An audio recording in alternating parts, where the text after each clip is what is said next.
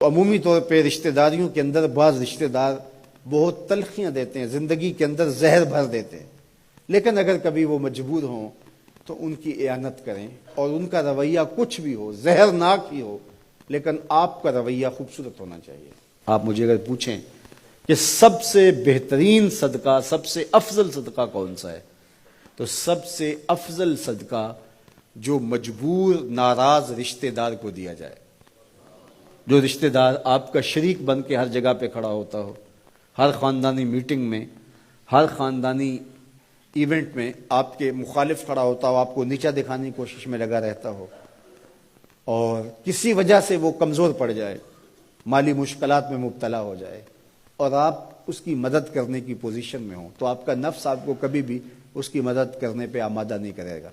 آپ کا نفس روکے گا، آپ کہے گا کہ یہ تو ہمارا شریک ہے، تو سانپ کو دودھ پلائیں، اب تو اس کا سر پاؤں تلے آیا ہے، اس کو تو کچل دے، یہ تو میرا دشمن ہے، اس کو طاقت دوں۔ نفس کبھی بھی نہیں چاہے گا کہ اپنے شریک دشمن کی مدد کی جائے،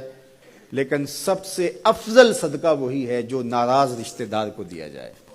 اس لیے کہ اس میں نفس شامل نہیں ہوگا، اور جس عمل میں آپ کا نفس شامل نہیں ہوتا اس عمل سے تمہارا رب راضی ہوتا ہے۔ تو رشتہ داروں کے ساتھ سلوک اچھا کرنا، رشتہ داروں کے ساتھ رویہ خوبصورت کرنا، یہ تمہاری زندگی کا اسلوب۔ مجھے بتائیے اہل مکہ نے، حضور کے رشتہ داروں نے حضور کے ساتھ کیا سلوک نہیں کیا تھا؟ اوجریاں ڈالیں، کانٹے پھینکے، راہوں میں گڑھے کھودے، اذیتوں کے پہاڑ کھڑے کیے، اور کیا کیا مصیبتیں نہیں تھی۔ حضور شہر مکہ سے چلے گئے مدینہ المنورہ۔ اب جب فتح مکہ ہوا تو حضور جب تشریف لائے تو ناقہ پہ سوار ہیں، تو اب یہ تھر تھر کانپ رہے ہیں سارے رشتہ دار حضور کے، برادری کے لوگ۔ انہیں پتا تھا کہ آج ہمارا آخری دن آ گیا ہے، اور اگر بڑا بھی رحم ہوا تو کم از کم ہمیں شہر بدر تو کر ہی دیا جائے گا۔ اب حضور تشریف لائے، سب کو جمع کیا، کہا کہ بتاؤ میں تمہارے ساتھ کیا سلوک کروں؟ تو انہوں نے کہا کہ آپ کریم باپ کے کریم بیٹے ہیں، ہمیں آپ سے اچھے سلوک کی توقع ہے، اور ان کو توقع یہ تھی کہ ہمیں قتل نہ کیا جائے، شہر سے نکال دیا جائے۔ تو آقا کریم نے فرمایا اذهبوا انتم الطلقاء، جاؤ چلے جاؤ، میں تمہیں معاف کرتا ہوں۔ اور آج تم سے وہی کہتا ہوں جو حضرت یوسف علیہ السلام نے اپنے بھائیوں سے کہا تھا، لا تثریب علیکم اليوم، جاؤ چلے جاؤ، تم سارے آزاد ہو۔ اور حضور نے سب کو معاف کر دیا۔ معاشرے کے کمزور لوگوں کی حضور علیہ السلام مدد کرتے، ان کا بوجھ حضور اٹھا لیتے۔ دکھیوں کا، کمزوروں کا، لاچاروں کا بوجھ اٹھانے کا مزاج پیدا کرو، لوگوں کی ضرورتوں کو پورا کرنے کی کوشش کرو، اپنے کندھوں پہ بوجھ اٹھاؤ اور ان کا بوجھ ہلکا کرو، یہ مزاج پیدا کرو۔ یہ تمہارے نبی علیہ السلام کی سنت ہے۔ وہ چاہے تمہارا دشمن ہی کیوں نہ ہو، لیکن اس کا بھی بوجھ کم کرو، اس کا بوجھ اپنے ذمہ لو۔ جس کا کوئی کمانے والا نہیں، معذور ہے، اپاہج ہے، لاچار ہے، زیادہ بچوں کا بوجھ ہے، اور ذرائع آمدن تھوڑے ہیں، تو آپ کثیر العیال لوگ ہیں جن کا کوئی مددگار نہیں ہے، آپ ان کی مدد کرتے ہیں، ان کے کام آتے ہیں، آپ ان کے لیے کمائی کرتے ہیں۔ یہ بات ذہن میں رکھیے، کمائی کرتے ہوئے 3 نیتوں کا استحضار رہنا چاہیے،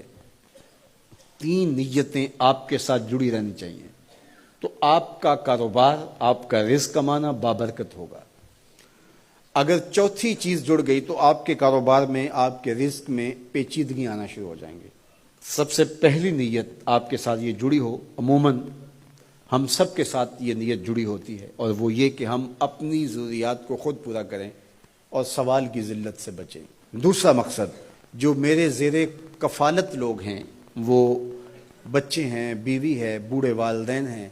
وہ چھوٹے بہن بھائی ہیں، یا جو لوگ بھی میرے زیر کفالت ہیں،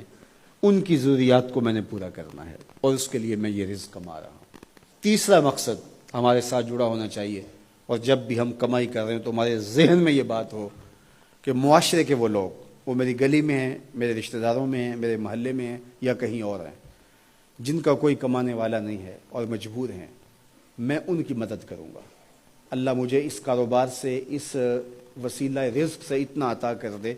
کہ میں اپنے بچوں کی کفالت بھی کروں گا، اپنی ضرورت بھی پوری کروں گا،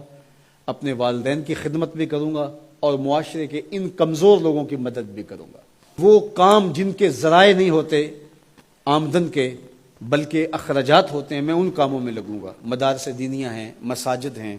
اور دیگر ایسے کام ہیں، میں یہ خدمت کروں گا، اس لیے میں کما رہا ہوں، تو یہ رزق بابرکت ہوگا اور آپ بیٹھے اپنے دفتر کی کرسی پہ ہوں گے، تمہارا رب تمہارے نامہ اعمال میں ثواب لکھا رہا ہوگا، فرشتے نیکیاں لکھ رہے ہوں گے۔